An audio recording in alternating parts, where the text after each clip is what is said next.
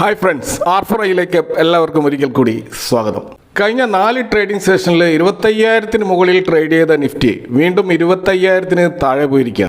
RBI rate cut സൃഷ്ടിച്ച ആ ഒരു ബുള്ളിഷ്നെസ്, അതുണ്ടാക്കിയ നേട്ടങ്ങൾ മൊത്തം മായ്ച്ചു കളഞ്ഞ് നിഫ്റ്റി ഇന്ന് 24,888 എന്ന ലെവലിലേക്ക് വീണ്ടും ക്ലോസ് ചെയ്തിരിക്കുകയാണ്. ഇപ്പോൾ കൂടുതൽ മോശമായിക്കൊണ്ടിരിക്കുന്ന ഗ്ലോബൽ ക്യൂസ് ആണ് ഇന്ന് മാർക്കറ്റിനെ പിറകോട്ട് വലിച്ചതെന്ന് നമുക്ക് കാണാൻ കഴിയും. കാരണം ഗ്ലോബൽ മാർക്കറ്റ് ഫ്യൂച്ചേഴ്സ് ഒക്കെ നോക്കുകയാണെങ്കിൽ across European, Asian, US index ഫ്യൂച്ചേഴ്സുകളെല്ലാം ഇന്ന് ഡീപ്പ് റെഡിലാണ് ട്രേഡ് ചെയ്യുന്നതെന്ന് നമുക്ക് കാണാൻ കഴിയും. അപ്പോൾ ഇതിന് പ്രധാനപ്പെട്ട ഒരു കാരണമായിട്ട് ഇപ്പോൾ വന്നിട്ടുള്ളത് US-ഉം ഇറാനും തമ്മിലുള്ള ആ ഒരു വാർ ടെൻഷൻ, അത് വലിയ തോതിൽ എസ്കലേറ്റ് ചെയ്യുന്നതായിട്ടാണ് നമുക്ക് കാണാൻ കഴിയുക. മാർക്കറ്റിൽ ഭീതി പടരാൻ ഇത് കാരണമായിട്ടുണ്ട്. കാരണം ഇസ്രായേൽ ഇറാന്റെ ന്യൂക്ലിയർ ബേസുകൾ ആക്രമിക്കുവാനുള്ള ഒരു തയ്യാറെടുപ്പ് നടത്തുകയാണെന്ന് ആഴ്ചകൾക്ക് മുമ്പാണ് അമേരിക്ക പറഞ്ഞിട്ടുള്ളത്. അപ്പോൾ അതിൻ്റെ അടിസ്ഥാനത്തിൽ ഇറാനുമായിട്ട് അമേരിക്ക ഒരു ന്യൂക്ലിയർ ഡീലിലേക്ക്, ആ ഒരു ഇറാന്റെ ന്യൂക്ലിയർ പ്രോഗ്രാമുകൾ അവസാനിപ്പിക്കുന്നതുമായി ബന്ധപ്പെട്ടിട്ടുള്ള ഒരു ശ്രമങ്ങൾ ട്രംപിന്റെ ഭാഗത്ത് നിന്ന് ഉണ്ടായിരുന്നു. എന്നാൽ അത് ഫലം കാണാതെ വന്നിരിക്കുകയാണ് എന്നാണ് ട്രംപിന്റെ പ്രസ്താവനകൾ സൂചിപ്പിക്കുന്നത്. ഇപ്പോൾ മിഡിൽ ഈസ്റ്റിൽ പുതിയ ഒരു യുദ്ധത്തിന്റെ ഭീതി പടർന്നതുകൊണ്ട് തന്നെ അത് ഏറ്റവും ആദ്യം ബാധിക്കുന്ന ഒരു കമ്മോഡിറ്റി എന്ന് പറയുന്നത് ക്രൂഡ് ഓയിലാണ്. അപ്പോൾ അതിൻ്റെ അടിസ്ഥാനത്തിൽ ക്രൂഡ് ഓയിലിൻ്റെ പ്രൈസ് വലിയ തോതിൽ എസ്കലേറ്റ് ചെയ്തതായിട്ട് നമുക്ക് കാണാൻ കഴിയും. കഴിഞ്ഞ ദിവസം ക്രൂഡ് ഓയിലിൻ്റെ പ്രൈസ് അതിൻ്റെ 10 ആഴ്ചകളിൽ ഏറ്റവും ഹയസ്റ്റ് ലെവലിലേക്ക് പോയതായിട്ട് കാണാൻ കഴിയും. WTI ക്രൂഡ് 67 എന്ന ലെവലിലും ബ്രണ്ട് ക്രൂഡ് 68 എന്ന ലെവലിലാണ് ഇപ്പോൾ നമുക്ക് കാണാൻ കഴിയുന്നത്. അപ്പോൾ 60 എന്ന ലെവലിലൊക്കെ ഉണ്ടായിരുന്നതായിരുന്നു ക്രൂഡ് ഓയിൽ പ്രൈസ് എന്ന് നമ്മൾ മനസ്സിലാക്കണം. അപ്പോൾ ഇന്നലെയാണ് നമ്മൾ മറ്റൊരു റിപ്പോർട്ട് അമേരിക്കയിൽ നിന്ന് വന്നത്. അതായത് ക്രൂഡ് ഓയിൽ അതിൻ്റെ ഇൻവെൻട്രി വലിയ തോതിൽ ഈ വർഷം വർദ്ധിക്കുമെന്നും അതിൻ്റെ അടിസ്ഥാനത്തിൽ ക്രൂഡ് ഓയിലിൻ്റെ പ്രൈസിൽ വലിയ ഫോൾ ഉണ്ടാകുമെന്നും 60 എന്ന ലെവലിലേക്ക് ബ്രണ്ട് ക്രൂഡും അതേപോലെ തന്നെ WTI ക്രൂഡും ഒക്കെ വരുമെന്നും 2026 ആവറേജ് പ്രൈസ് $59 ആയിരിക്കുമെന്നുമൊക്കെ ഇന്നലെ ഒരു റിപ്പോർട്ട് ഉണ്ടായിരുന്നു. അതിൻ്റെ അടിസ്ഥാനത്തിൽ ഇന്നലെ ഇന്ത്യയിലുള്ള ഓയിൽ മാർക്കറ്റിംഗ് കമ്പനികളിൽ നല്ലൊരു മുന്നേറ്റം ഉണ്ടായതാണ്. അപ്പോൾ അതാണ് ഇപ്പോൾ ഈ ഒരു താൽക്കാലികമായിട്ടുള്ള ഈ ഒരു യുദ്ധവുമായി ബന്ധപ്പെട്ട തിരിച്ചടി കാരണം ഇപ്പോൾ താഴോട്ടേക്ക് വന്നതെന്ന് കാണാൻ കഴിയും.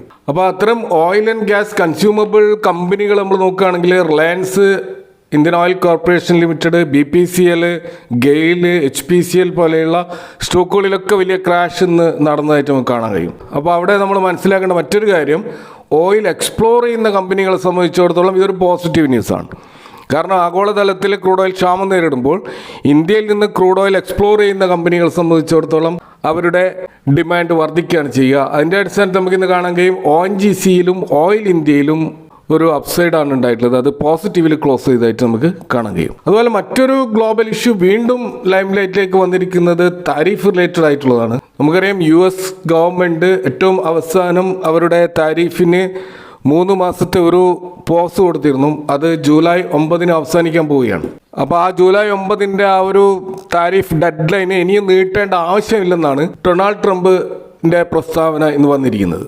അപ്പോൾ ട്രംപിൻ്റെ ഏറ്റവും ഒടുവിലത്തെ പ്രസ്താവന സൂചിപ്പിക്കുന്നത് അമേരിക്ക ഇനി അവരുടെ ട്രേഡിംഗ് പാർട്ട്നേഴ്സ് ആയിട്ടുള്ള രാജ്യങ്ങൾക്ക് ട്രേഡിൻ്റെ ടേംസ് ആൻഡ് കണ്ടീഷൻസ് ഔട്ട്ലൈൻ ചെയ്തുകൊണ്ടുള്ള ലെറ്ററുകൾ അയക്കാൻ തുടങ്ങുമെന്നാണ്. അപ്പോൾ തീർച്ചയായിട്ടും വീണ്ടും ഈ റെസിപ്രോക്കൽ താരിഫ് ലൈം ലൈറ്റിലേക്ക് വരികയാണ്. അതും മാർക്കറ്റ് ഒരു നെഗറ്റീവ് ന്യൂസ് ആയിട്ടാണ് കണ്ടതെന്ന് നമ്മൾ മനസ്സിലാക്കേണ്ടി വരും. കൂടാതെ ഇന്ന് നിഫ്റ്റിയിൽ F&Oയുടെ വീക്ക്ലി എക്സ്പയറി ഡേ ആണ്.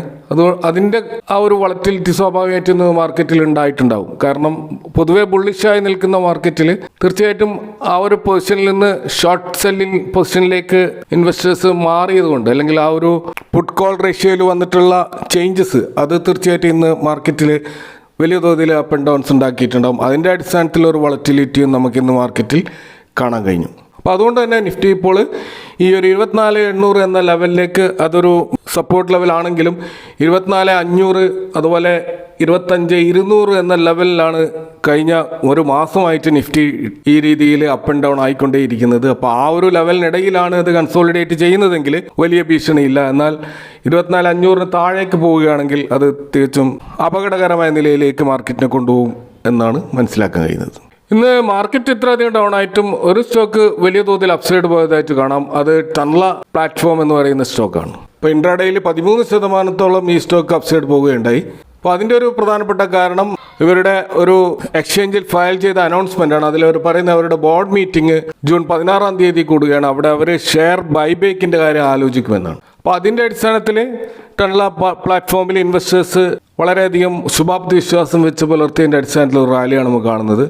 കാരണം ഇതിന് മുമ്പ് ഇവർ 2020-ലും 2022-ലും ബൈബാക്ക് നടത്തിയിരുന്നു. 2020-ൽ ഇവർ 32 എന്നുള്ള ഒരു പ്രൊമോട്ടർ ഷെയർ ഹോൾഡിംഗ് ഉണ്ടായ സ്ഥാനത്ത് അത് 41.22 ഉയർത്തിയിരുന്നു. ആ സമയത്തും അതേപോലെ 2022-ൽ 43.74 എന്ന പ്രൊമോട്ടർ ഷെയർ ഹോൾഡിങ് 44.18 ഉയർന്നതായിട്ടും കാണാൻ കഴിയും. അപ്പോൾ ആ സമയത്തൊക്കെ ഇവരുടെ ഷെയർ ബൈബാക്കിന് നിശ്ചയിച്ച പ്രൈസ് വളരെ ഹൈ ആയിരുന്നു. 1200 പെർ ഷെയർ എന്നുള്ള വാല്യൂ നിശ്ചയിച്ചുകൊണ്ടാണ് അവർ ഷെയർ ബൈബാക്ക് നടത്തിയത്. അപ്പോൾ നിലവിൽ ടൺല പ്ലാറ്റ്ഫോം ട്രേഡ് ചെയ്യുന്നത് 674 എന്നുള്ള ഒരു പ്രൈസ് റേഞ്ചിലാണ്. ഇപ്പോൾ കഴിഞ്ഞ വർഷം വളരെയധികം അണ്ടർ പെർഫോം ചെയ്ത ഒരു സ്റ്റോക്കായിരുന്നു ഇത്. അപ്പോൾ തീർച്ചയായിട്ടും 2020-ലും 2022-ലൊക്കെ 1200 എന്നുള്ള ഷെയർ പ്രൈസിൽ ബൈബാക്ക് നടത്തിയത് കൊണ്ട് തന്നെ ഇപ്രാവശ്യവും നല്ലൊരു പ്രൈസ് തീർച്ചയായിട്ടും അവർ നിശ്ചയിക്കും എന്നുള്ളൊരു പ്രതീക്ഷയാണ് ഇൻവെസ്റ്റേഴ്സിനുള്ളത്. അതിൻ്റെ അടിസ്ഥാനത്തിൽ ഒരു റാലിയാണ് ഇന്ന് ഈ സ്റ്റോക്കിൽ നമ്മൾ കാണാൻ കഴിഞ്ഞത്. അപ്പോൾ എത്രയായിരിക്കും ഇതിൻ്റെ പ്രൈസ് എന്നുള്ളത് ജൂലൈ 16 ചേരുന്ന ബോർഡ് മീറ്റിംഗിൽ നമുക്ക് അറിയാൻ കഴിയും. അപ്പോൾ ടൺല പ്ലാറ്റ്ഫോമിനെ സംബന്ധിച്ചിടത്തോളം മാർച്ച് 2025 അവരുടെ ബാലൻസ് ഷീറ്റ് നോക്കിക്കഴിഞ്ഞാൽ അവരുടെ ക്യാഷ് ആൻഡ് ക്യാഷ് ഇക്വാലൻസും, അപ്പോൾ അത് തീർച്ചയായിട്ടും ഇവർക്ക് ബൈബാക്കിന് ആ ഒരു ക്യാഷിൻ്റെ ഒരു ലിക്വിഡിറ്റി പൊസിഷൻ വളരെ ഹൈ ആയതുകൊണ്ട് അതൊരു ബുദ്ധിമുട്ടുള്ള ഒരു കാര്യമല്ല എന്ന് നമുക്ക് മനസ്സിലാക്കാൻ കഴിയും.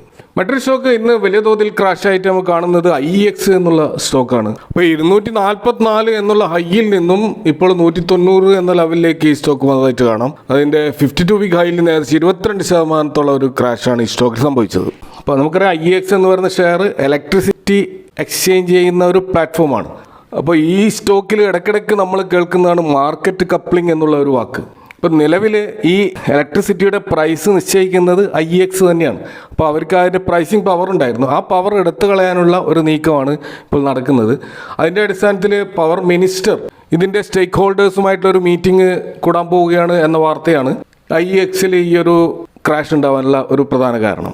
അപ്പോൾ മാർക്കറ്റ് കപ്ലിംഗ് വരുന്നതോടുകൂടി ഇതിൻ്റെ പ്രൈസ് നിശ്ചയിക്കുന്നത് ഗവൺമെൻറ് ആയിരിക്കും. അപ്പോൾ ഈ പ്ലാറ്റ്ഫോമുകളെ സംബന്ധിച്ചിടത്തോളം അവർക്കൊരു കോമ്പറ്റേറ്റീവ് പ്രൈസ് നിശ്ചയിക്കാൻ കഴിയുകയില്ല. അപ്പോൾ ഗവൺമെൻറ് നിശ്ചയിക്കുന്ന പ്രൈസ് എന്താണോ അതിൻ്റെ അടിസ്ഥാനത്തിൽ പ്ലാറ്റ്ഫോം എക്സ്ചേഞ്ച് ചെയ്യുക മാത്രമേ ചെയ്യൂ. അപ്പോൾ നിലവിൽ IEXന് വലിയൊരു മാർക്കറ്റ് ഷെയർ ഈ മേഖലയിലുണ്ട്. ഒരു കാലത്ത് അവർ മൊണോപ്പൊളി ആയിരുന്നു. അപ്പോൾ അവരുടെ ആ ഒരു മൊണോപ്പൊളി പവർ ഇല്ലാതാവും. കാരണം എല്ലാ പ്ലാറ്റ്ഫോമിലും ഒരേ പ്രൈസ് ആകുമ്പോൾ IEXനെ സമീപിക്കേണ്ട കാര്യം സ്വാഭാവികമായിട്ടും ഇലക്ട്രിസിറ്റി ട്രാൻസാക്ട് ചെയ്യുന്നവരെ സംബന്ധിച്ചിടത്തോളം ഇല്ല. അപ്പോൾ അത് ഈ കമ്പനിയുടെ പ്രോഫിറ്റബിലിറ്റി വലിയ തോതിൽ ബാധിക്കാൻ പോവുകയാണ്. അതിൻ്റെ അടിസ്ഥാനത്തിലുള്ള ഒരു ക്രാഷാണ് IEX ഷെയറിൽ നമ്മൾ കാണുന്നത്. എന്നാൽ നമ്മൾ മനസ്സിലാക്കേണ്ട ഒരു കാര്യം, ഈ ഒരു മാർക്കറ്റ് കപ്ലിംഗ് വാർത്ത എത്രയോ വർഷങ്ങളായിട്ട് കേട്ടുകൊണ്ടേയിരിക്കുന്ന ഒരു കാര്യമാണ്. ഓരോ സമയത്തും ഇതിൻ്റെ മീറ്റിംഗ് നടക്കുമ്പോൾ ഈ സ്റ്റോക്കിൽ ക്രാഷ് ആവുകയും പിന്നീട് ഈ സ്റ്റോക്ക് റിക്കവർ ചെയ്യുകയും വീണ്ടും ഈ വാർത്ത വരുമ്പോൾ ഈ സ്റ്റോക്ക് ക്രാഷ് ആവുകയും ചെയ്യുന്ന ഒരവസ്ഥയാണ് നമ്മൾ കാണാറുള്ളത്. അതുകൊണ്ട് തന്നെ ഇതിൻ്റെ ആ ഒരു സപ്പോർട്ട് ലെവലിൽ വരുന്നത് വരെ കാത്തിരിക്കുന്നതായിരിക്കും. അതിൻ്റെ ഒരു പ്രൈസ് സ്റ്റെബിലൈസ് ചെയ്യുന്നവരെ കാത്തിരുന്നത് കൊണ്ട് ഇതിൽ എൻട്രി എടുത്താൽ തീർച്ചയായിട്ടും വീണ്ടും ഒരു ഷോർട്ട് ടേമിൽ പ്രോഫിറ്റ് ഉണ്ടാക്കാൻ കഴിയുന്ന ഒരു സ്റ്റോക്കായിട്ടാണ് നമുക്ക് IEX കാണാൻ കഴിയുന്നത്. അപ്പോൾ ഇതൊക്കെയാണ് ഇന്നത്തെ മാർക്കറ്റുമായി ബന്ധപ്പെട്ടിട്ട് ഷെയർ ചെയ്യാനുള്ളത്. നിങ്ങളുടെ അഭിപ്രായങ്ങളും കമൻറ്റുകളും അറിയിക്കുക. Thank for watching. See you next time with another video.